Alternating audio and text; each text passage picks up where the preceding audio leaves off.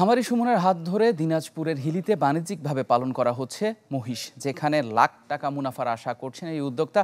সাহায্য পাচ্ছেন স্থানীয় প্রাণী সম্পদ অধিদপ্তর থেকেও। তবে শঙ্কা রয়েছে ভারত থেকে মহিষের মাংস আমদানি নিয়ে।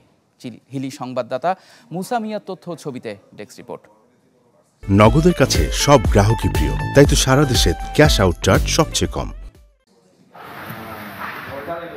খুব একটা সুখের ছিল না শুরুর গল্পটা। বছর 3 আগে হঠাৎই মারা যায় সুমন সরকারের খামারের 4টি গরু।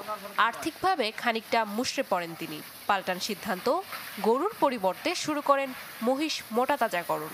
মাত্র 6টি দিয়ে শুরু হলেও এখন খামারে মহিষের সংখ্যা 180, যেখানে বিনিয়োগ 80 লাখ টাকা। আর 3 বছরের ব্যবধানে মুনাফার আশা অন্তত 30 লাখের। গরুর চেয়ে মোষে মাংস বৃদ্ধি বেশি হয়, এটা আমার জ্ঞানেরও কথা, সার্জনদেরও কথা।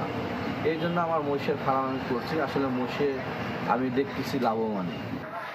প্রতিদিন সুমনের খামারে 3 থেকে 4 টন গোবর উৎপাদন হচ্ছে, যা জৈব সার হিসেবে ব্যবহার হচ্ছে কৃষি জমিতে। প্রতি টন গোবরের দাম মিলছে 1,500 টাকা পর্যন্ত। এতে তিনি নিজে যেমন স্বাবলম্বী, তেমনি খামারে কর্মসংস্থান হয়েছে আরও 20 জনের। 15,000 টাকা মনে করেন আল্লাহর মধ্যে আমার সংসার চলে এবং আমার কিস্তি চলে এবং আমি গুছেও রাখতে পারি। এই খামার দিয়ে আমাদের অনেকের সংসার চলছে। আমরা মাস গেলে 15,000 টাকা বেতন পাই। ব্যাপক চাহিদা, আমরা প্রতিদিন 2-4 গাড়ি এখান থেকে নিয়ে যাই আমরা বিক্রয় করি। অপ্রচলিত খামার মহিষের বাড়তি মাংসের জোগাড় দেয়। রোগবালাইও তুলনামূলক কম।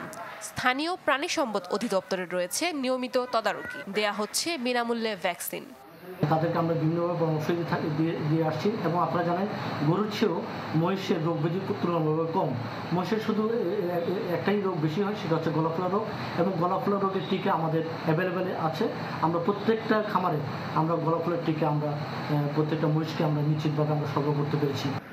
মহিষ চাষের মাধ্যমে অপ্রাতিষ্ঠানিক এ খাতে দেখা দিয়েছে প্রাণীজ অর্থনীতির নতুন সম্ভাবনা। তবে শঙ্কা ভারতীয় মহিষ বা মহিষের মাংস আমদানিতে।